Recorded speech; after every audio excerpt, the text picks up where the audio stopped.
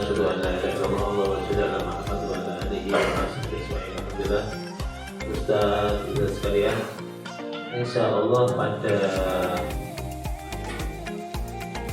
siang hari ini kita akan mengikuti kegiatan diseminasi budaya positif. Apa diseminasi bu? Diseminasi turunan ya. Ya.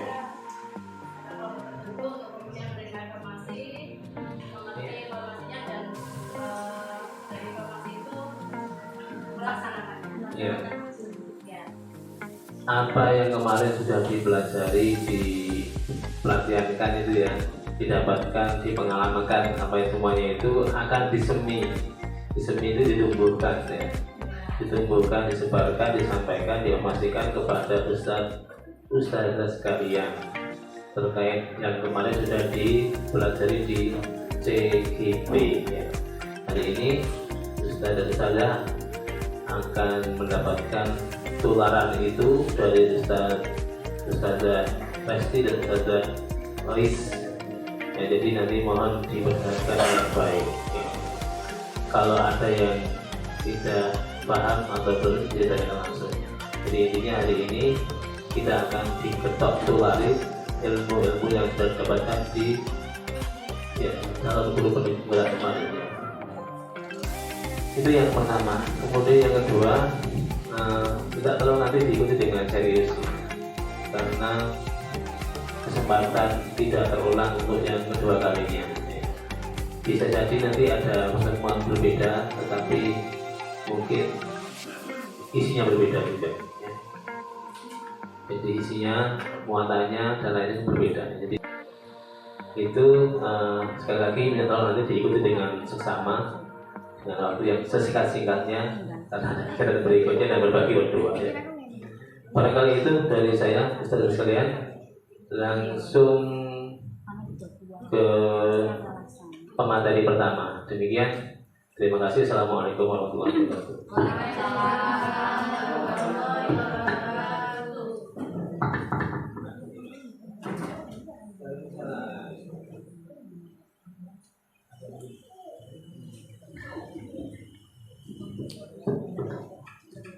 Baik, bismillahirrahmanirrahim. Assalamualaikum warahmatullahi wabarakatuh. Waalaikumsalam warahmatullahi wabarakatuh. Hari ini saya ucapkan terima kasih atas kehadirannya, sudah meluangkan waktu. Di sini saya Ustazah Ais akan memberikan diseminasi budaya positif dari apa yang sudah kami peroleh dari calon di pelatihan calon guru penggerak. Sebelumnya saya ucapkan selamat datang guru hebat dan luar biasa SD Negeri Hidayatullah Kota Probolinggo. Di sini mari kita belajar bersama, berkolaborasi dan saling mendukung dalam menumbuhkan budaya positif di sekolah kita tercinta. Hari ini yang dapat kami tularkan ada di konsep utama modul budaya positif. Yang perlu ditekankan di sini pertama teman-teman, yaitu di sini kita saling belajar ya. Itu yang pertama, tidak ada yang siapa yang lebih pintar atau siapa yang lebih hebat, karena di sini kita belajar bersama, sharing bersama, kita bisa bertukar pendapat. Mungkin kita di sini karena kita dulu yang mendapat materi ini, tapi nanti insya Allah teman-teman ayo menyusul. Baik, yang pertama kita akan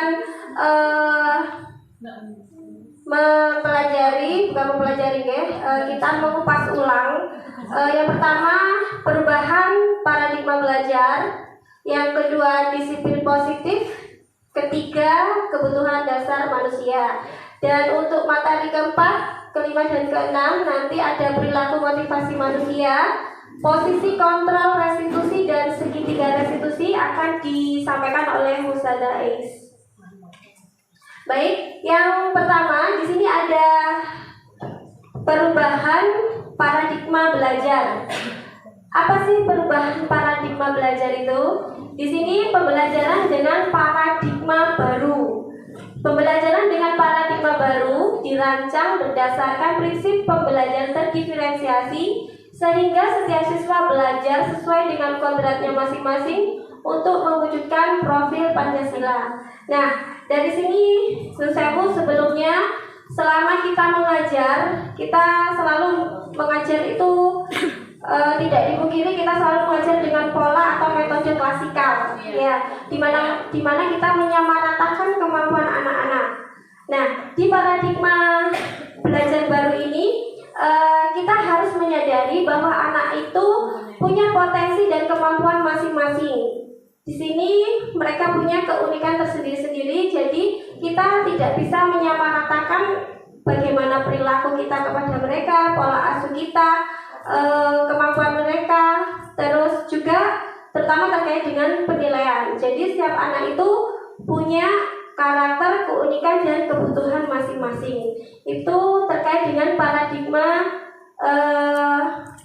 Tentunya paradigma ini semuanya bermuara pada profil pelajar Pancasila, ya. Seperti yang kemarin sudah pernah disampaikan Ustazah Nuril di IKM, implementasi kurikulum Merdeka Belajar, kita harus semua pembelajaran itu bermuara pada profil pelajar Pancasila. Apa saja profil Pancasila kemarin? Yang pertama, berketuhanan yang Maha Esa dan berakhlak mulia. Yang kedua, berkebinekaan global, kemandirian, bergotong royong, kreatif, dan bernalar kritis. Nah, ini yang harus kita kembangkan di paradigma perubahan belajar sekarang ini. Kemudian yang kedua, di sini ada disiplin positif. Oke, ketika mendengar kata disiplin, kira-kira apa sih yang ada di benak Bapak Ibu semuanya? Disiplin. Nah, mengikuti aturan. Apalagi? Tepat waktu. Tepat waktu. Oke, sepakat ya, yang kita garis bawahi di sini adalah peraturan. Baik. Nah, faktanya dalam budaya kita mana kata disiplin itu dimaknai sebagai suatu yang negatif. Kenapa begitu? Karena sesuatu itu dilakukan untuk menjadikan atau mendapatkan kepatuhan dari orang lain, sehingga tersebut menimbulkan ketidaknyamanan bagi pelaku. Jadi kalau anak-anak kita mendengar kata disiplin, sudah identik dengan kata punishment, ya, hukuman. Nanti aku begini, nanti aku begitu. Nah, akhirnya mereka itu sudah merasa tidak nyaman, tidak comfort. Kemudian dari fakta tersebut, tujuan kita sebagai pendidik adalah menciptakan perilaku disiplin diri pada anak-anak mengacu pada nilai-nilai kebajikan universal yang berasal dari motivasi intrinsik, bukan ekstrinsik. Jadi sekiranya bagaimana anak itu disiplin tapi berasal dari dirinya sendiri, bukan karena takut kepada kita, takut pada hukuman kita, atau takut pada aturan-aturan yang berlaku. Nah, itu yang perlu kita tanamkan dan munculkan pada diri anak-anak. Kemudian apa yang harus kita lakukan? Di sini kita bisa menerapkan disiplin positif dengan menumbuhkan kesadaran diri pada anak serta membiasakan mereka untuk melakukan sesuatu tanpa paksaan, tanpa sogokan, ancaman maupun hukuman.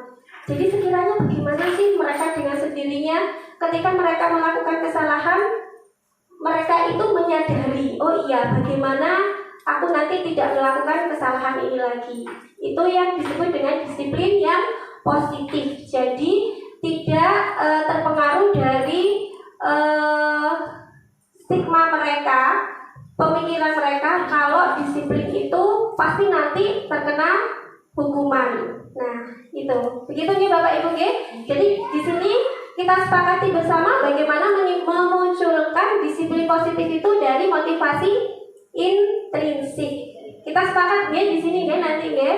Ya, oke, baik. Nah, yang kedua terkait dengan kebutuhan dasar manusia.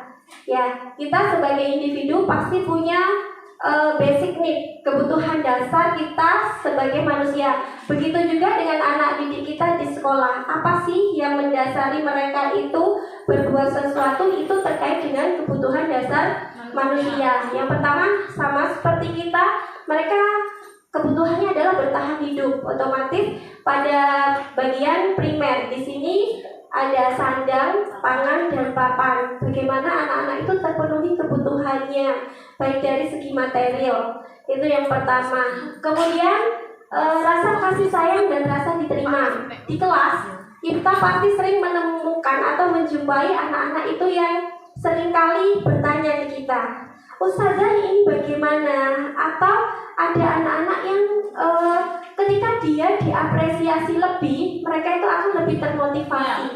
Nah, dari sini kita berarti mengetahui bahwa anak itu di sana lebih membutuhkan kasih sayang dan perasaan diterima sama kita. Itu. Kemudian penguasaan. Nah, penguasaan di kelas juga pasti sering kita temui ada anak-anak yang dominan dan mereka selalu merasa berkuasa. Nah, ini juga. Kemudian kebebasan. Nah, kebebasan ini terkait dengan pembelajaran kita. Kadang anak-anak itu kenapa sih kalau kita perhatikan lemes, lesu, nggak bersemangat. Nah, di sini berarti kebutuhan yang harus dipenuhi kita kepada mereka adalah bagaimana mereka bebas mengeksplorasikan pengetahuannya untuk belajar sehingga mereka itu tidak mengalami kejenuhan ketika belajar. Dan yang terakhir kesenangan. Kesenangan di sini anak-anak seperti halnya kita, ketika kita mendapatkan suatu hal yang tidak kita sukai, otomatis kita protes ya. Nah, sama anak-anak juga begitu.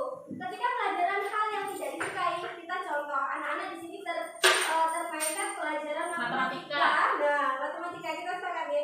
Matematika itu adalah pelajaran yang sangat menakutkan dan juga sulit diselesaikan. Akhirnya mereka itu tidak senang menjustifikasi pelajaran. Oh, ketemu pelajaran ini nggak asik. Akhirnya ngefek juga ke gurunya juga. Bagaimana anak-anak ini harus nilainya baik. Nah, itu saja yang dapat saya sampaikan dari ketiga poin tadi. Untuk selanjutnya dilanjutkan oleh Ustazah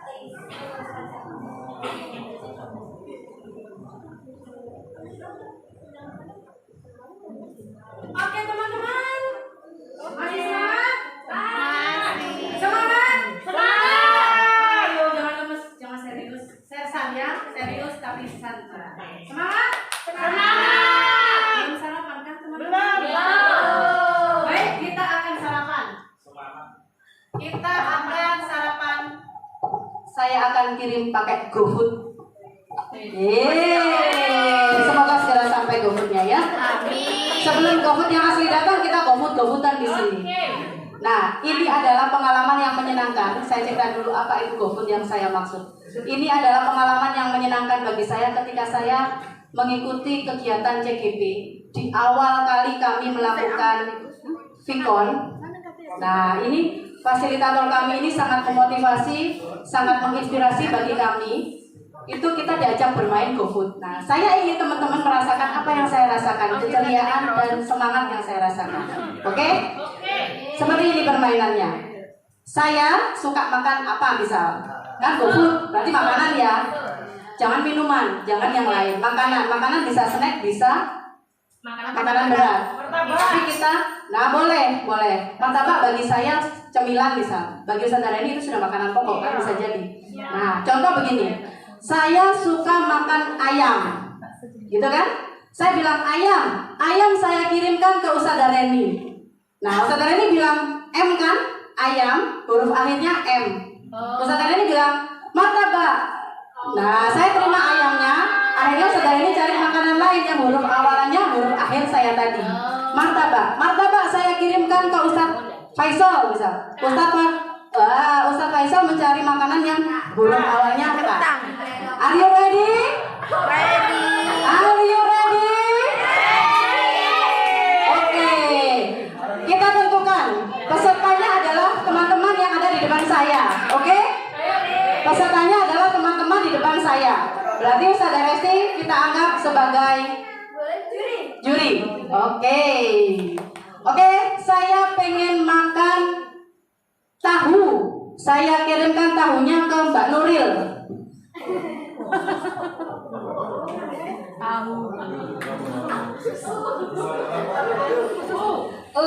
Udang balado. Siapa? Saya kirim ke Ustaz Irham. Oseng. Saya kirimkan ke Ustaz Rizka.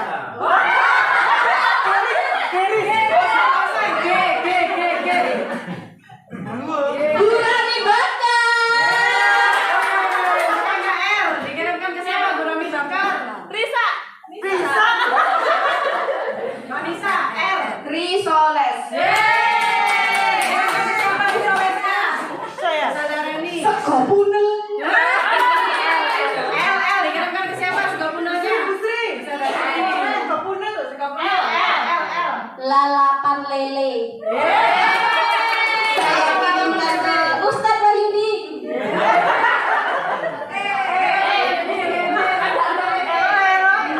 Pempek.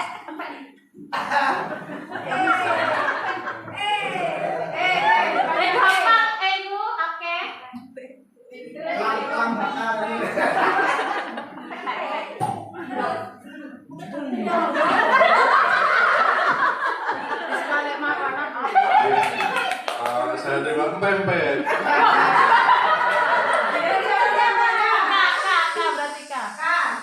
Kirim ke Sudah satu minum. Kangkung. Kangkung tumis. Sosis bakar. Risoles.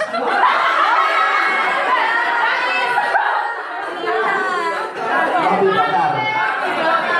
Campur kosong. Ustaz Asri. Yang belum Ustaz Berti.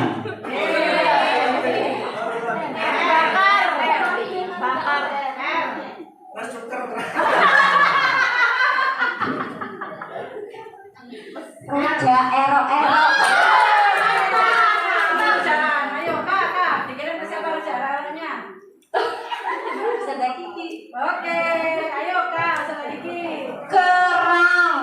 Pedas.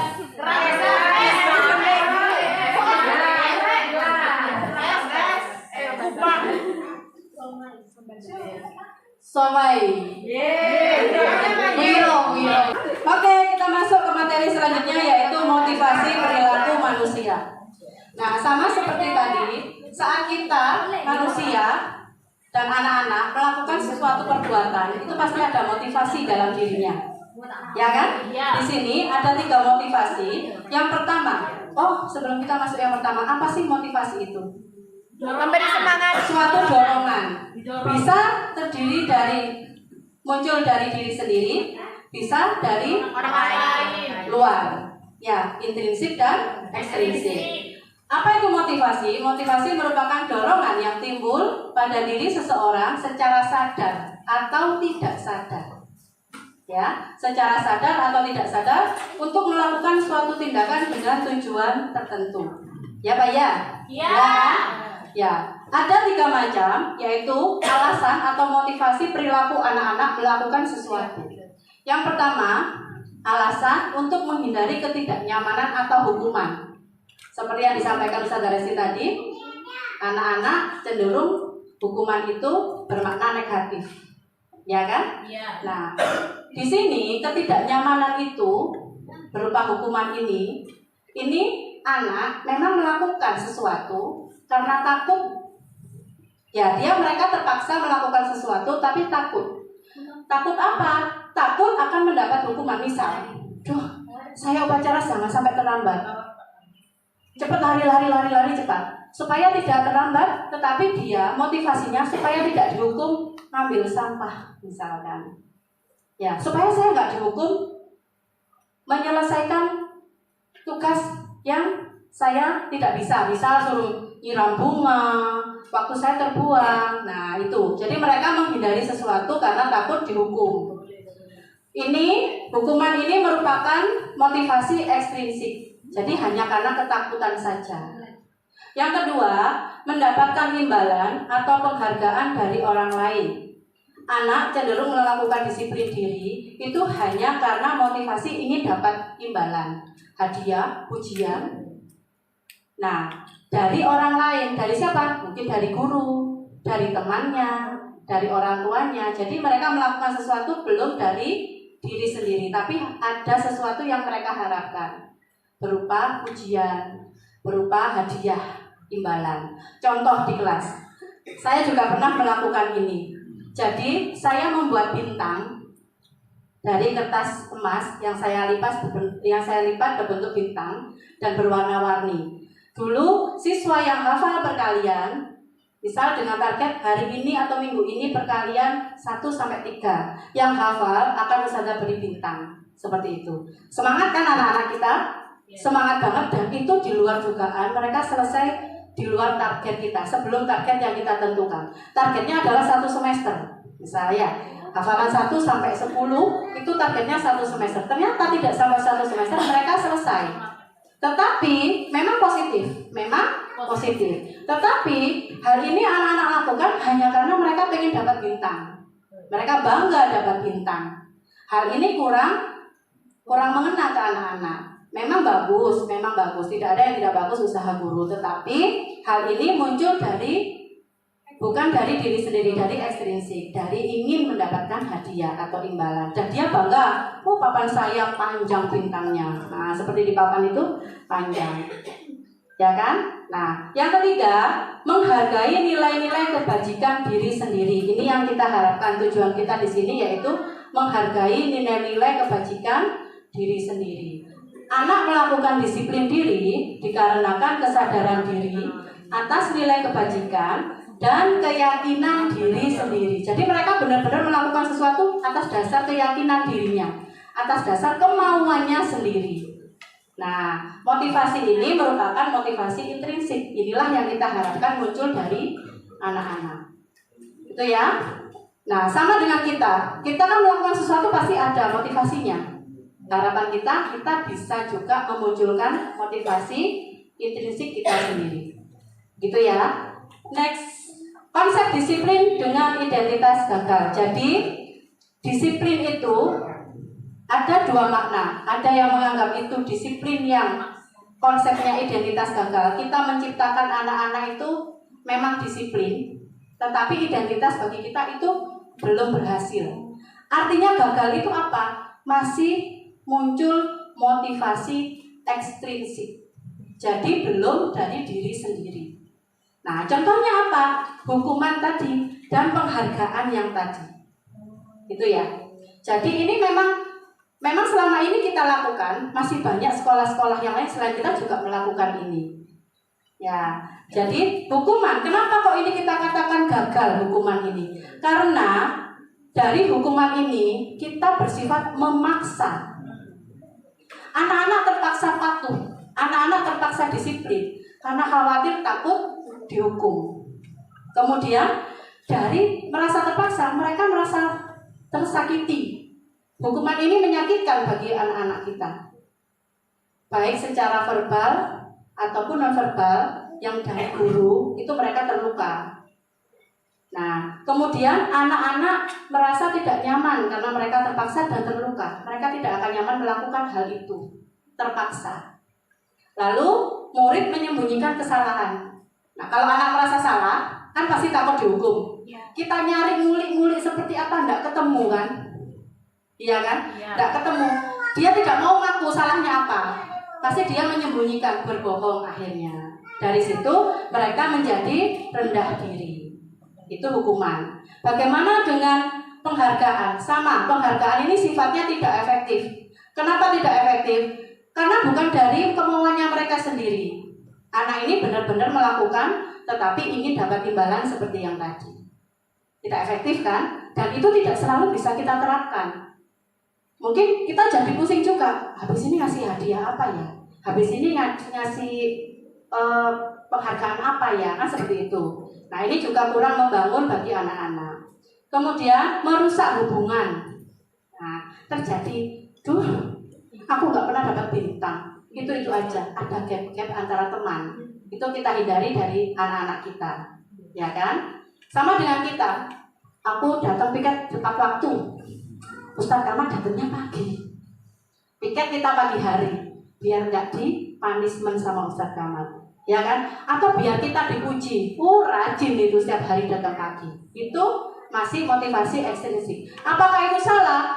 Tidak ada yang salah, tapi proses. Kita menumbuhkan motivasi intrinsik dari diri kita. Begitupun yang kita harapkan dari murid. Lalu mematikan kreativitas. Nah, kita bertindak, kreativitas kita nggak jalan itu aja.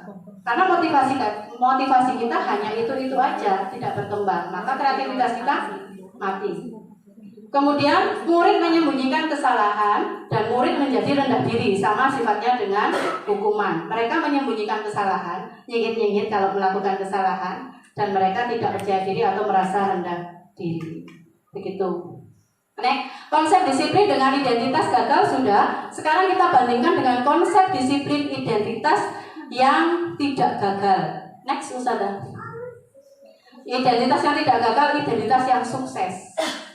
Ya, ada dua, ada konsekuensi dan ada restitusi.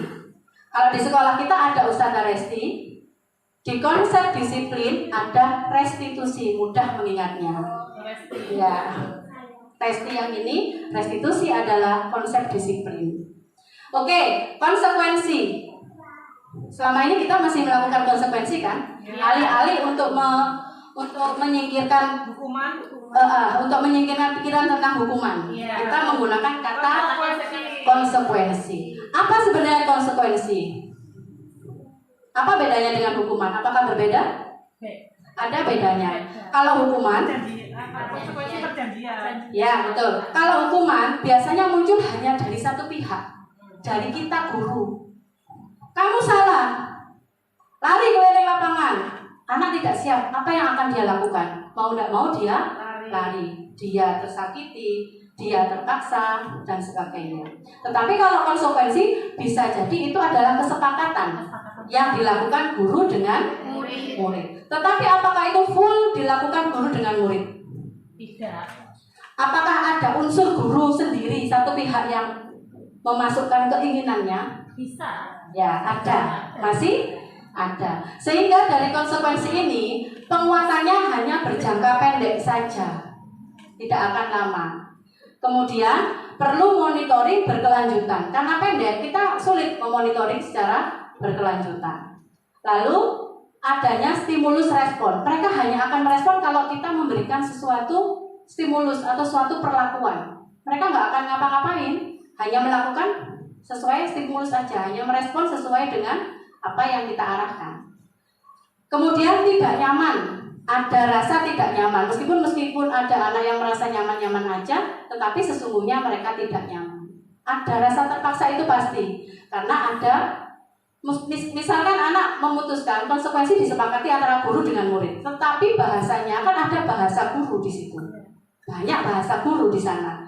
Itu yang membuat mereka tidak nyaman, karena mereka masih merasa ada sistem menghukum, meskipun kalimatnya menghukum secara halus, atau kalimatnya dari kita adalah kamuflase menghukum mendidik, menghukum dengan mendidik. Kemudian anak menghormati peraturan.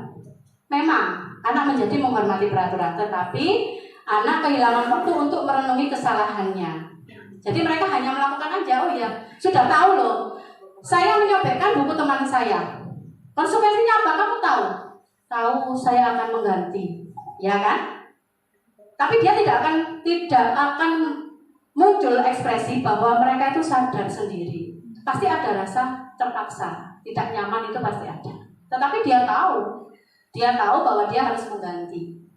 Begitu ya. Bagaimana dengan restitusi? Nah, restitusi inilah adalah yang ada di paradigma belajar baru kita. Apa itu restitusi? Apa yang akan terjadi bila kita melakukan restitusi? Belum, Ustazah. Restitusi, dengan adanya restitusi, anak bertanggung jawab dengan perilakunya. Jadi mereka benar-benar bertanggung jawab dengan apa yang dia lakukan, bukan karena diperintah, bukan karena stimulus saja. Kemudian fokus pada pemecahan masalah jangka panjang. Jadi setiap anak kalau melakukan kesalahan, kalau itu memang dia sudah melalui proses restitusi, mereka akan mencari pemecahan masalah, mereka terbiasa pemecahan masalah secara jangka panjang. Kemudian anak menghormati dirinya dan orang lain. Dia merasa, oh aku dihormati karena aku diajak berdiskusi, aku diberi tawaran, aku diberi kesempatan untuk menyampaikan apa yang aku mau, apa pendapatnya. Seperti itu. Lalu teori kontrol, memegang kontrol atas diri sendiri. Habis ini kita akan bermain teori kontrol. Dari teori kontrol dan yang lain ini, anak bersemangat memperbaiki kesalahannya. Apa yang dimaksud dengan teori kontrol? Memegang kontrol diri sendiri. Ini menarik. Contoh. Nah, kalian, misalkan kita ke murid-murid, kalian pasti punya cita-cita, pasti punya keinginan, pasti punya sesuatu hal yang besar. Gitu kan, ke anak-anak pasti kita. Nah, sama. Sekarang bertanya ke teman-teman saya. Apakah teman-teman punya angan-angan, punya cita-cita, punya impian besar? Punya. Pasti punya.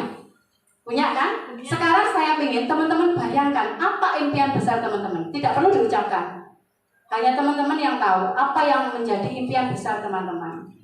Sudah? Sudah menemukan impian besar yang sangat besar yang pasti akan teman-teman kejar. Bagaimanapun caranya teman-teman harus menggapai mimpi itu, harus menggapai apa yang teman-teman inginkan. Sudah? Sudah. Sekarang bayangkan impian teman-teman di genggaman tangan teman-teman. Mari kita genggam impian kita semua. Genggam dengan erat, lebih erat, sangat erat. Sekarang setelah impian kita genggam dengan erat, tiba-tiba banyak teman-teman kita datang ingin mengambil impian dari teman-teman dengan cara membujuk, merayu, nyitik-nyitik, menikung, menjegal, atau bahkan menyuap. Apa yang akan teman-teman lakukan? Apakah teman-teman akan memberikan mimpi itu, membuka tangan teman-teman dengan ya wis, oleh akeh duitnya, atau silakan deh, aku berikan semuanya padamu, atau teman-teman akan mempertahankannya dengan kuat apa yang menjadi cita-cita dan impian teman-teman? Rahasia, tidak boleh, aku tidak akan memberikannya. Ini adalah impianku seorang. Nah, apa yang akan Ustazah lakukan? Teman-teman lakukan. Ustazah Rizka, apa yang dilakukan? Ya Akan menggenggam dengan erat. Tidak akan saya kasihkan. Saya kasih berapapun yang Ustazah minta. Enggak. Saya bangunkan rumah itu, istana mewah. Enggak. Serta pelayannya. Enggak. Oke, Ustazah Berti, apa yang Ustazah lakukan? Saya icip-icip Ustazah Berti kan kalian. Akan dibuka tangan itu. Tidak akan berusaha dengan keras. Apakah dari teman-teman yang lain ada yang akan membuka genggamannya? Ustaz Faisal mungkin akan membuka genggaman tangannya.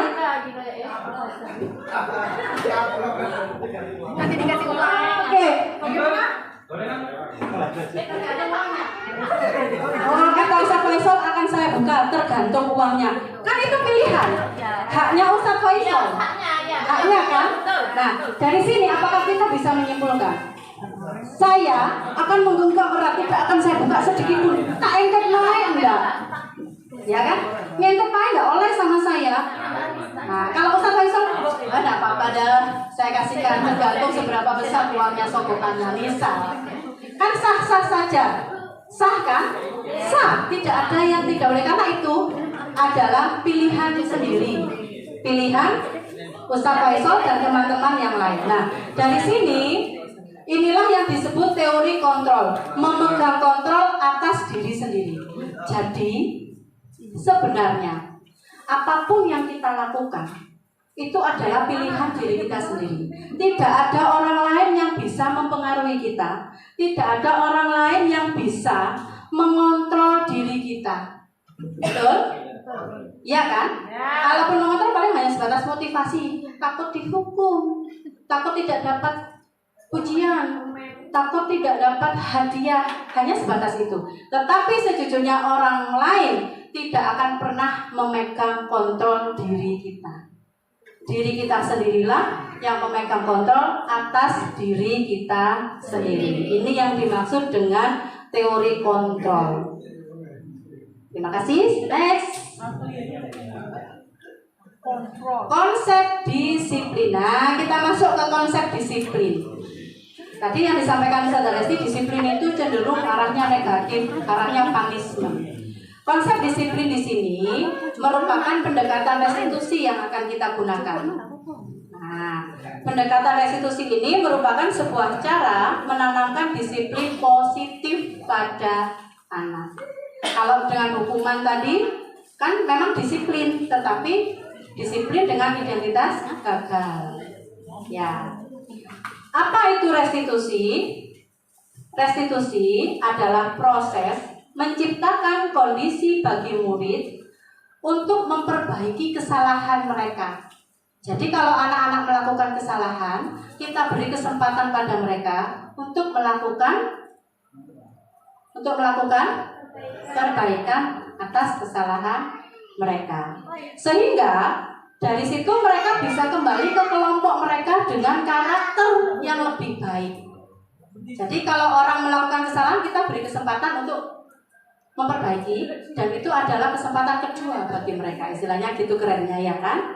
Nah, restitusi juga merupakan proses kolaboratif yang mengajarkan murid untuk mencari solusi atas permasalahan atau atas sesuatu yang mereka lakukan, dan membantu murid berpikir tentang orang seperti apa saya nanti. Saya nanti ingin menjadi orang yang seperti apa. Dari proses restitusi itu, mereka sadar bagaimana cara mereka memperbaiki kesalahannya. Mereka diberi waktu untuk memperbaiki diri, dan akhirnya mereka bisa diterima kembali di kelompoknya dengan baik. Otomatis dia dengan karakter yang baru, karakter yang kuat, karakter yang lebih baik. Seperti itu. Lalu, kenapa harus restitusi? Padahal tadi kan selain restitusi ada konsekuensi. Itu kan juga masih bisa. Bedanya adalah dengan melakukan restitusi, artinya itu bukan merupakan paksaan untuk mereka menebus kesalahan. Jadi dengan restitusi bukan menebus kesalahan, tetapi mereka belajar dari kesalahan. Lalu untuk apa? Untuk memperbaiki hubungan. Kalau tadi dengan hadiah kan hubungannya tidak baik. Jadi kalau dengan restitusi memperbaiki hubungan, mereka bisa kembali lagi ke kelompoknya dengan karakter yang lebih baik, karakter yang lebih kuat. Lalu restitusi ini merupakan tawaran, bukan paksaan. Bukan berarti tawar-menawar seperti kita ke pasar. Berapa bu tongkolnya misalkan. 15, 10 aja lah bu. Bukan seperti itu tawaran. Artinya tawaran di sini adalah kita memberikan pilihan kepada anak-anak. Kita memberi kesempatan kepada anak-anak untuk berpikir dari kesalahanmu itu, apa yang akan kamu lakukan? Tenang, nanti ada contohnya. Jadi teman-teman anak itu, nanti saya jadi artis, ada videonya. Lalu dari situ restitusi juga dapat menuntun untuk melihat ke dalam diri. Jadi mereka tertuntun melihat dirinya sendiri, potensi apa yang ada dalam dirinya. Mereka bisa berpikir kritis atas permasalahannya. Kemudian mencari kebutuhan dasar yang mendasari tindakan. Nah, kebutuhan dasar tadi sudah dipaparkan oleh Ustaz Resti kan ya. Ada 5 tadi kan? Kasih sayang, perhatian, kesenangan, kebebasan, satu lagi penguasaan. Itu. Jadi adanya restitusi ini, mereka akan mencari sendiri, menemukan apa kebutuhan mereka yang ingin dipenuhi oleh kita sebagai guru. Kita memberi tawaran, artinya memberi kesempatan mereka melihat pada dirinya sendiri. Lalu fokus pada karakter, bukan pada tindakan. Sebenarnya enak kalau kita melakukan restitusi. Kita hanya menuntun, mengarahkan, kita fokus pada karakter anak. Jadi kita bisa tahu, oh karakter anak ini pendiam. Bagaimana dia akan menyelesaikan solusinya dengan karakter bagaimana dia menyelesaikan masalahnya, mencari solusi dari masalahnya dengan karakternya anak yang pendiam. Kita tinggal mancing-mancing dikit. Nah, seperti itu. Lalu yang pasti akan menguatkan dan fokus pada solusi. Benar-benar fokus pada solusi. Kalau kita menghukum, kamu ini terlambat terus setiap hari, lari lapangan 10 kali. Ada solusi dari situ? Tidak ada. Tetapi dengan restitusi, kita fokus pada solusi. Solusi itu dari mana? Bisa muncul dari murid itu sendiri. Mereka akan menemukan solusinya sendiri. Dan itu sudah saya coba. Jadi sebelum kami melakukan diseminasi hari ini, kami sudah mempraktekkan beberapa budaya positif dalam rangkaian video nanti akan kita tunjukkan. Next. Nah, apa perbedaan dari hukuman, konsekuensi, dan restitusi? Tadi sudah kita singgung ya. Apa bedanya hukuman, konsekuensi, dan restitusi? Kalau kita urut dari posisinya, hukuman paling rendah. Karena kan unsurnya ekstrinsik. Konsekuensi di tengah-tengah. Dan restitusi posisi paling tinggi. Nah, kita beri contoh kasus pada siswa yang sering melakukan bullying pada temannya. Kalau kita menghukum, kita pasti menggunakan ekspresi yang marah. Tidak ada kan orang menghukum dengan menyenangkan? Pasti ekspresi kita menakutkan kan? Meskipun kita berusaha sok sweet gitu loh. Tapi anak-anak takut kan pada kita. Nah, ini guru menghukum murid dengan hukuman fisik dan tidak mendidik. Saya jujur, saya pernah menghukum murid. Setelah saya belajar ini, konsepnya yang saya lakukan itu sebenarnya menghukum. Misalkan dia mengolok-olok nama orang tua dari temannya. Temannya tidak terima. Akhirnya diingatkan 1 kali tidak mempan, diingatkan 2 kali belum mempan, diingatkan 3 kali B aja. Akhirnya dia anak yang malas menulis. Saya tahu dia anak yang malas menulis. Saya suruh nulis 50 kali. Saya berjanji tidak akan mengolok-olok teman saya memakai nama ayahnya. 50 kali, gempor dan tuh tangannya. Gempor. Kalau dia masih mengulangi lagi, saya tambah 2 kali lipat, 100 kali. Seperti itu. Itu masih sistem menghukum. Lalu bagaimana cara menyelesaikan kasus melakukan bullying pada temannya dengan cara konsekuensi? Guru memberikan konsekuensi, membawa anak ke ruang BK. Ya, kita sering ya minta tolong Ustaz Muktio ya. Kalau kita sudah tidak, istilahnya nggak ngatasi hari ini diatasi diri, kok kayak aku nggak mampu, seperti itu kan? Nah, makanya alhamdulillah kita sudah punya guru BK dan alhamdulillah Ustaz Muktio bisa hadir di tengah-tengah kita. Insya Allah untuk kedepannya Ustaz Muktio akan sangat bisa menerapkan restitusi saat membantu kita sebagai wali kelas dan guru mapel yang lainnya. Ini pasti akan menjadi budaya positif di sekolah kita kalau kita semua guru termasuk guru BK yang sering membantu kita akan menerapkan restitusi. Simple, restitusi itu simple dan menyenangkan. Lalu dari konsekuensi ini guru masih ada muncul aura tegas. Akhirnya murid tetap patuh pada peraturan karena masih melihat gurunya masih tegas. Nggak ke-friend gitu loh istilahnya bagi mereka. Gurunya itu masih ada jarak. Saya murid, depan saya guru. Saya memang diberi pilihan konsekuensinya apa. Tetapi saya kan ada paksaan. Saya harus konsekuensi yang lebih seperti apa. Seperti itu. Lalu bagaimana dengan restitusi? Bagaimana Resti? Oh, Resti diam saja. Mari kita lihat restitusi. Guru akan menanyakan keyakinan kelas atau kebajikan pada diri anak dan membantu murid mencari solusinya sehingga murid dan guru akan saling menghormati, saling terbuka. Kalau ada kata keyakinan kelas, apa itu keyakinan kelas? Nanti akan kita bahas. Next.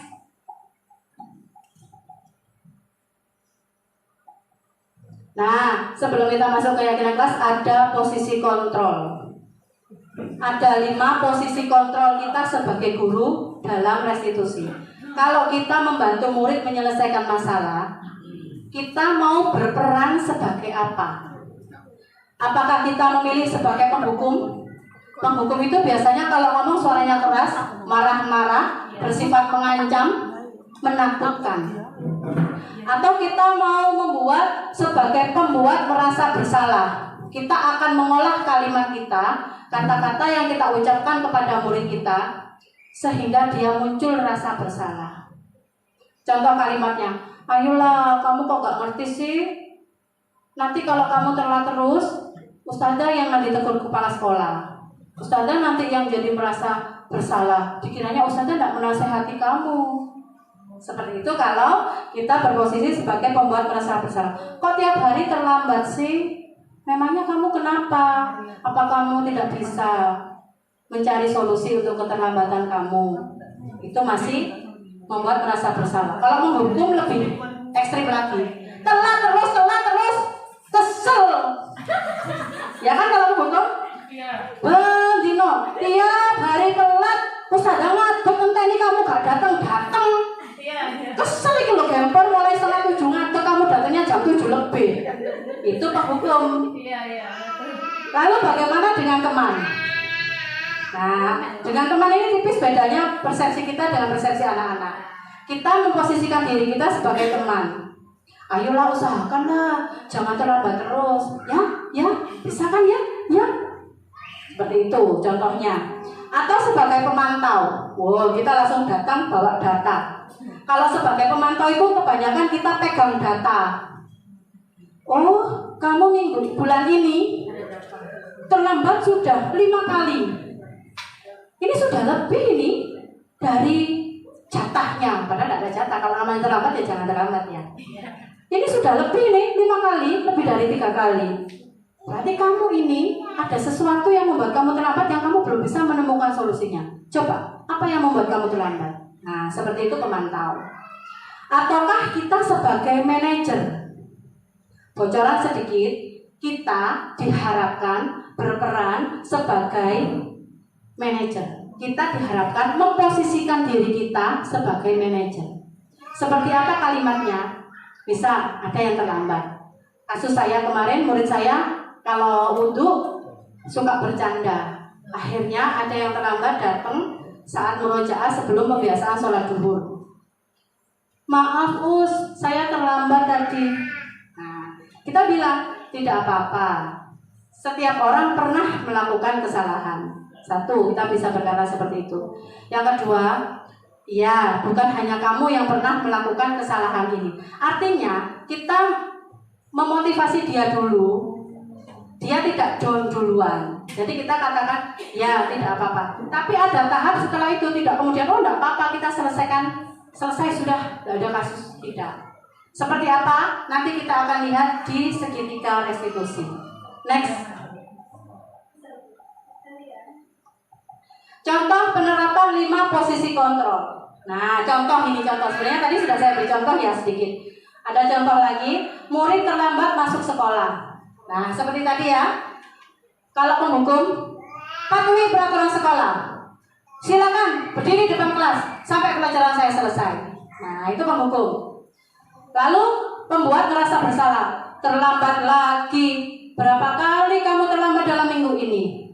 Nah, atau sebagai teman, ayolah, mengapa sih terlambat lagi? Usahakan dong jangan terlambat.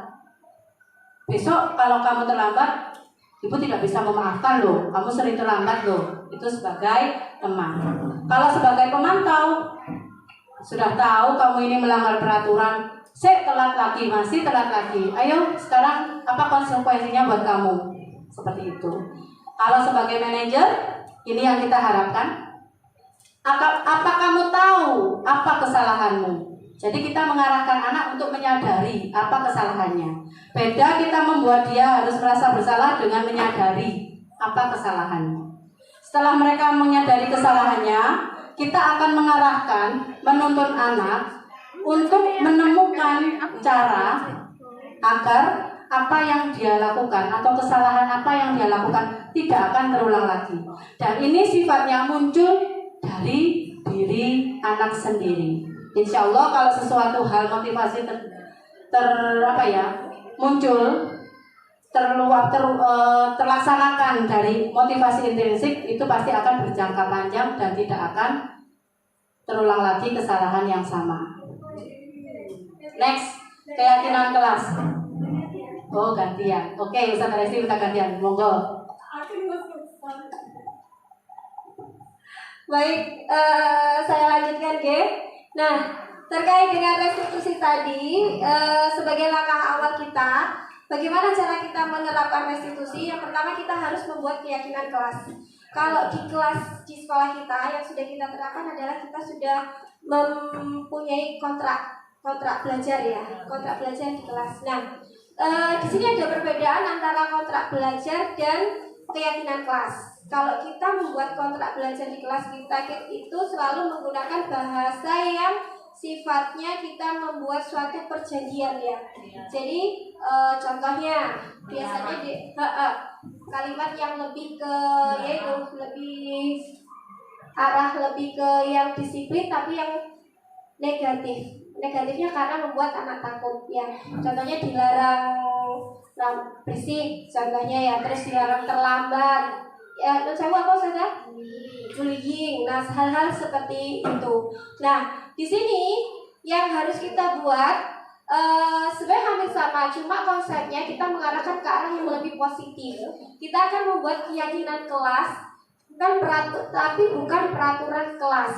Contohnya begini. Mengapa kita memiliki peraturan menggunakan masker dan wajib protokol kesehatan? Kira-kira alasannya apa, Ustazah? Alasannya apa? Kita itu memiliki peraturan untuk wajib menggunakan masker dan protokol kesehatan. Untuk apa? Menjaga supaya tidak tertular penyakit. Agar kita sehat dan tidak tertular penyakit. Nah, yang kedua, mengapa kita memiliki peraturan harus menaati rambu lalu lintas? Supaya tidak kecelakaan. Tidak kecelakaan, berarti sehat dan terhindar dari kecelakaan atau selamat. Nah, inilah alasannya yang mendasari kita membuat keyakinan kelas. Jadi alasannya, kalau selama ini yang kita buat kan adalah peraturannya kan ya. Peraturannya, ayo silakan pakai masker. Tapi kan kita ke anak-anak kita tidak meyakini apa sih yang harus kita seperti ini melakukan pakai masker itu. Nah, dari sini kita harus meyakinkan anak-anak, oh keyakinan ini yang muncul kalau kita bisa menaati peraturan. Bisa dipahami dari sini ya?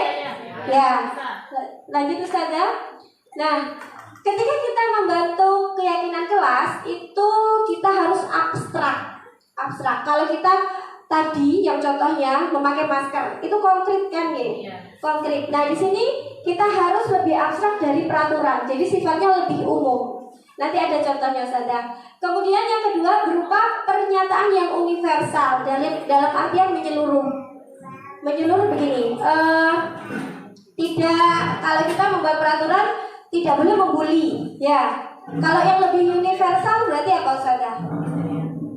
Tidak boleh membuli sesama teman. Berarti kalau yang lebih umum kita gunakan kalimat yang bagaimana?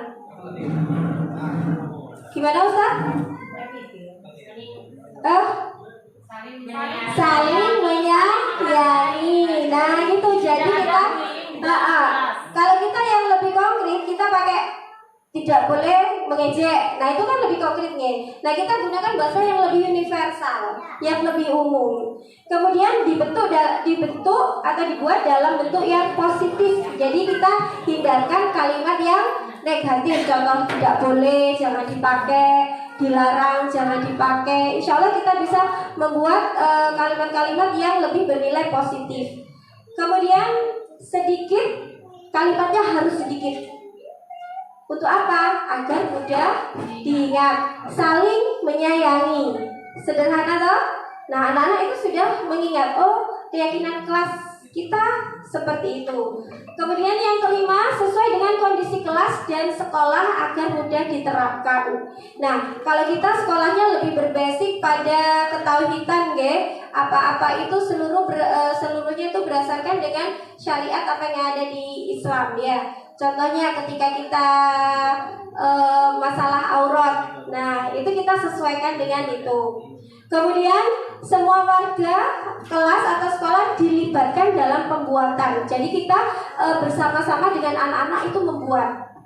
Kemudian kita jadikan satu, jadi kita wujudkan dalam keseragaman. Jadi kelas bawah sampai kelas atas semuanya memiliki keyakinan kelas yang sifatnya mempunyai nilai-nilai kebajikan yang universal. Nah, seperti ini Ustazah. Ini ada sisi kanan, ada sisi kiri. Menurut Ustazah, ini mana yang merupakan keyakinan kelas? Yang kanan apa yang kiri? Ini kanan, ini kiri. Ini kanan, ini kiri. Yang kurang nampak di ini saja.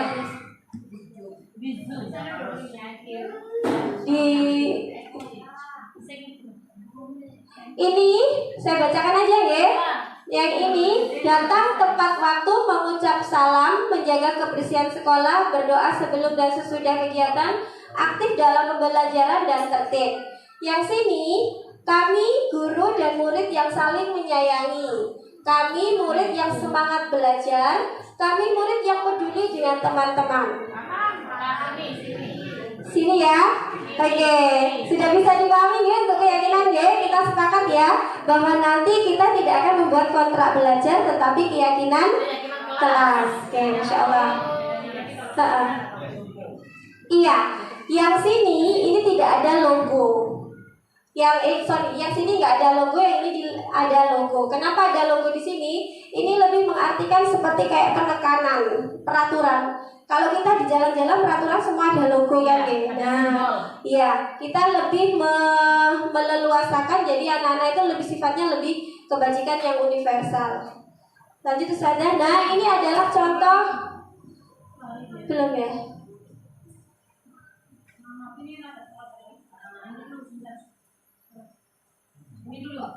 Sudah. Nah, ini kebetulan keyakinan kelas saya dan kelas Ustazah sudah menerapkan. Nanti insya Allah teman-teman juga bisa. Di sini kita membuat keyakinan kelas. Yang pertama kita berdiskusi tentang peraturan dulu. Jadi anak-anak silahkan ditumplekkan semua apa yang mereka ketahui tentang peraturan itu. Boleh ditulis di papan tulis atau dalam kertas masing-masing. Nah, kemudian setelah dari peraturan itu yang ada, kita rumuskan peraturan menjadi keyakinan kelas. Contohnya, biasanya teman-teman itu tidak boleh membuli, tidak boleh mengejek. Nah, anak-anak kemarin ada yang seperti itu. Kemudian tidak berisik. Nah, kita jadikan satu, kita rumuskan menjadi keyakinan kelas yang bahasannya ciri-cirinya seperti tadi.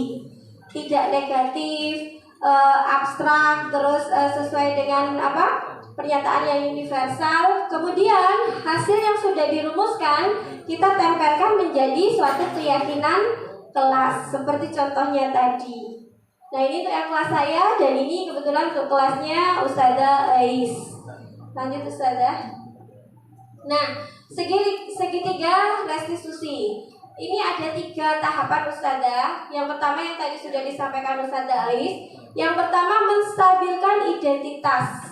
Contohnya, oh iya, kita semua akan melakukan hal yang terbaik yang dapat kita lakukan. Kemudian validasi tindakan yang salah. Semua perilaku anak pasti memiliki alasan. Anak-anak melakukan kesalahan itu pasti ada alasannya. Entah itu alasannya benar atau dibuat. Yang jelas itu kita memvalidasi tindakannya itu. Oh, menurut kamu itu salah nggak sih? Menurut kamu itu benar nggak sih? Nah, itu kita kembalikan lagi ke anak-anak. Ketika anak-anak sudah punya keyakinan kelas, apa sesuai dengan keyakinan kelas kita? Ketika kita menemukan anak kita mengejek, kita kembalikan lagi. Benarkah Mas dengan tindakan yang kamu lakukan itu tadi?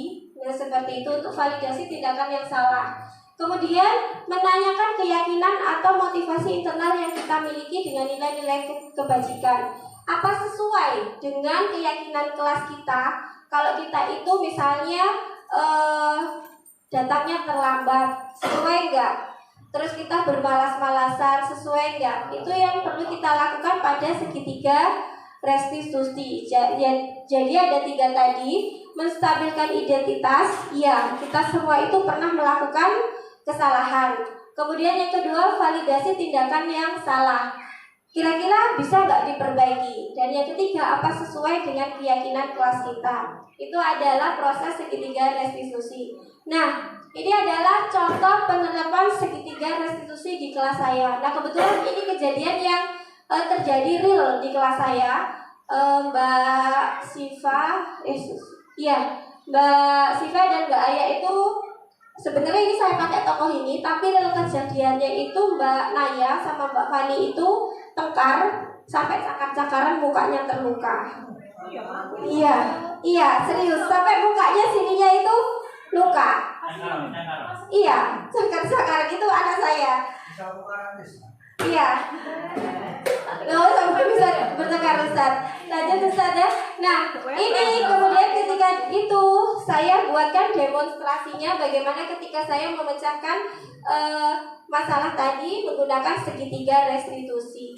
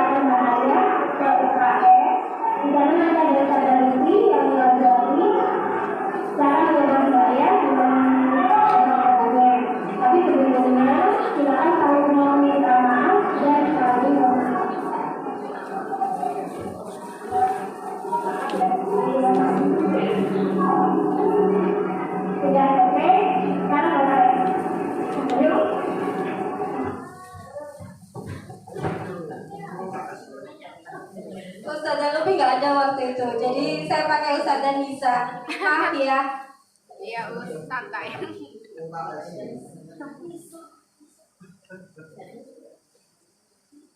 Ya, dari contoh ini kita memberikan cara kepada anak bagaimana dia bisa menyelesaikan masalahnya. Jadi memberikan mereka kebebasan untuk mencari solusi.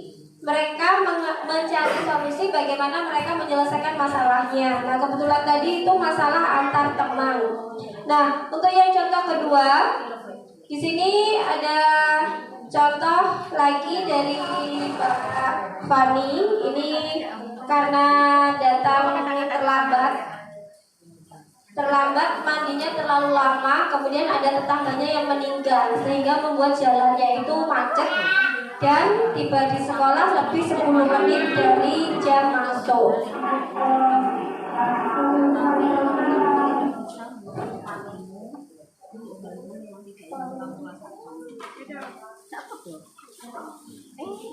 tulisannya. Ini lo ngomong apa tulisannya Usir? Belajar lebih baik. Ada itu. Anu ada juga. Banyak proses tanpa protes.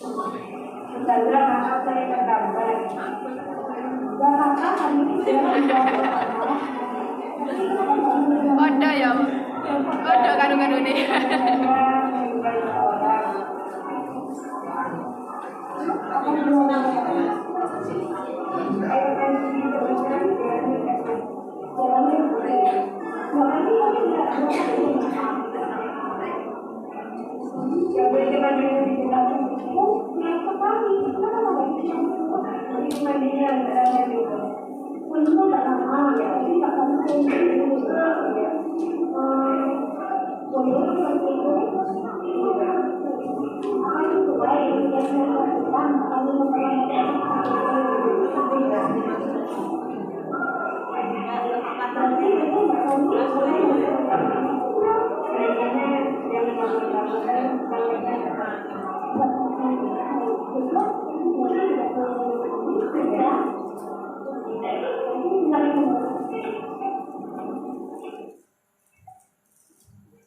Nah, ini juga karena Fani terlambat tadi, karena keyakinan kelas saya sudah berjalan dengan sendirinya, Mbak Fani itu bisa menyadari kesalahannya, kemudian meminta maaf dan menemukan solusi sendiri bagaimana dia nantinya biar tidak datang terlambat lagi ke sekolah. Kemudian untuk contoh yang ketiga, ini kebetulan terjadi di kelasnya Ustazah Ais, di kelas 5, Mbak Salsa yang kerap kali datang terlambat ketika selesai wudhu itu dikarenakan bermain air bercanda dengan temannya.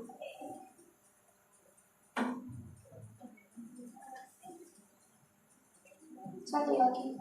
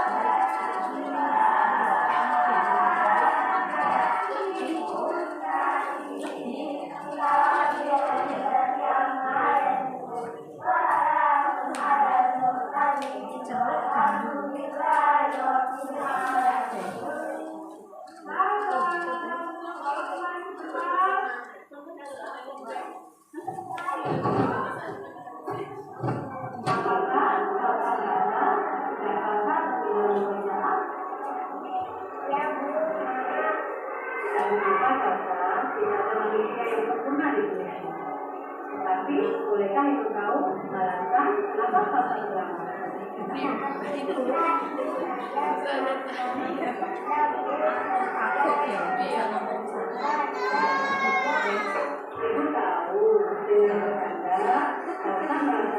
Sejak kapan?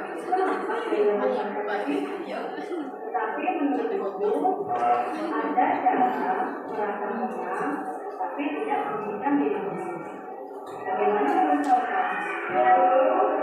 Apakah Salsa ingat dengan keyakinan kita?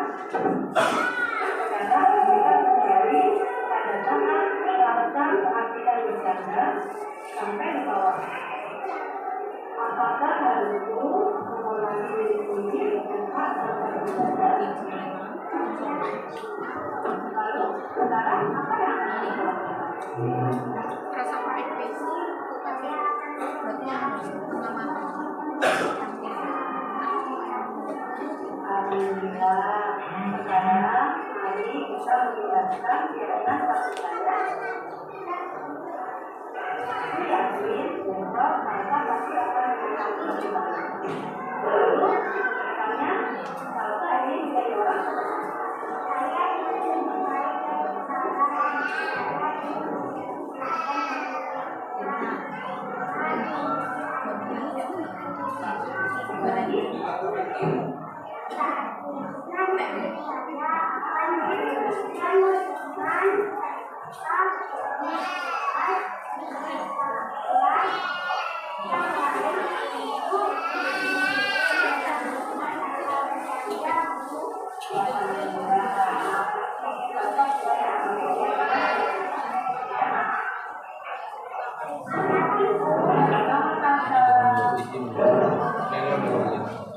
Nah, itu tadi 3 contoh praktek segitiga restitusi yang sudah kami lakukan. Saya rasa teman-teman ada sebagian yang sudah melihat praktek segitiga restitusi kita ya. Bahkan ada teman-teman dari kelas yang lain sudah memberikan umpan balik di PMM yang sudah kita inikan di PMM. Oke, kita simpulkan. Apa manfaat restitusi? Restitusi membantu murid menjadi lebih memiliki tujuan, berdisiplin positif, dan memulihkan dirinya setelah berbuat kesalahan. Tujuannya adalah agar murid-murid kita menjadi orang yang menghargai nilai-nilai kebajikan yang mereka percayai. Jadi semuanya itu muncul dari diri sendiri.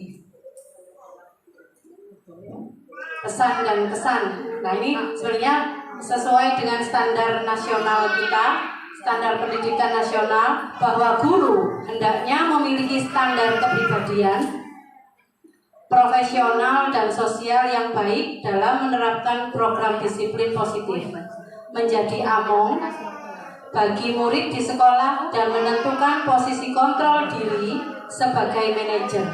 Jadi kita diharapkan menjadi berposisi menjadi guru sebagai manajer dalam menuntun dan membersamai murid-murid di sekolah sehingga dapat mencerminkan karakter profil pelajar Pancasila. Insya Allah bisa ya teman-teman. Insya Allah. Harapan kami semua praktek baik yang sudah kami lakukan, teman-teman tidak merasa terganggu atau bahkan menjadi semangat. Kami harap itu adalah pemantik bagi teman-teman semuanya. Kita bisa bersama-sama menciptakan budaya positif di sekolah tercinta kita ini. Sekian dari kami. Terima kasih. Mari sama-sama bergerak dan menggerakkan. Sekian dari saya. Wassalamualaikum warahmatullahi wabarakatuh. Sesi terakhir, bagi teman-teman yang ingin bertanya kami persilahkan, atau mungkin memberi tanggapan juga kami persilahkan. Assalamualaikum warahmatullahi wabarakatuh. Alhamdulillah, pada kesempatan pagi hari ini kami ingin menyampaikan testimoni terkait dengan kegiatan diseminasi budaya positif yang dilaksanakan pada hari Sabtu yang lalu oleh Ustazah Lestirian dan Ustazah Ais. Pada kesempatan itu dihadiri juga seluruh guru SD Integral Hidayatullah Probolinggo. Alhamdulillah, dengan adanya 2 guru atau 2 calon guru penggerak ini, SD Hidayatullah Probolinggo mendapatkan berkah, yaitu bisa menimba ilmu dari 2 orang ini setelah mengikuti berbagai pelatihan dan bimbingan yang diikutinya. Budaya positif ini harapan kami bisa juga ditularkan kepada guru-guru, sehingga nanti semua guru dan juga peserta didik bisa mengikuti atau melaksanakan budaya positif ini. Demikian harapan kami, mudah-mudahan dengan adanya kegiatan ini budaya positif bisa terlaksana dengan baik di SD Integral Hidayatullah Probolinggo. Terima kasih. Bismillahirrahmanirrahim. Perkenalkan, nama saya Sri Haryuni. Saya menjabat sebagai wali kelas 4. Alhamdulillah, kemarin saya sudah menerima materi tentang budaya positif, yaitu tentang disiplin positif, disiplin diri bagi anak-anak utamanya. Disiplin diri itu merupakan unsur utama dalam budaya positif, terutama di kelas. Nah, secara tidak langsung saya sudah menerapkan apa itu budaya positif. Nah, penerapan disiplin diri melalui segitiga restitusi. Kemarin sudah saya menerima ilmunya, baru pertama saya menerima ilmunya, tetapi secara tidak langsung di kelas saya sudah menerapkan segitiga restitusi. Segitiga restitusi yang pertama, validasi Yang pertama, menstabilkan identitas kemarin. Yang kedua, validasi tindakan yang salah. Yang ketiga, kemarin menyampaikan keyakinan. Nah, dengan penerapan segitiga restitusi, anak-anak bisa membimbing anak-anak mendorong untuk bisa menyelesaikan masalahnya sendiri dengan motivasi yang timbul dari dalam anak-anak sendiri, sehingga mereka bisa memilih tindakan atau karakter yang baik. Nah, di sini kemarin juga ada dengan timbulnya adanya disiplin positif, itu mendorong atau mewujudkan Ananda itu merdeka. Artinya Ananda bisa menyelesaikan masalahnya sendiri dengan adanya motivasi internal yang ada pada Ananda itu sendiri. Nah, mudah-mudahan harapan saya pribadi dan juga teman-teman bisa menerapkan segitiga restitusi di kelas dengan permasalahan Ananda yang ada di kelas. Terima kasih, segitiga restitusi itu sangat baik diterapkan di masing-masing kelas. Itu testimoni dari saya akhiri. Wassalamualaikum warahmatullahi wabarakatuh.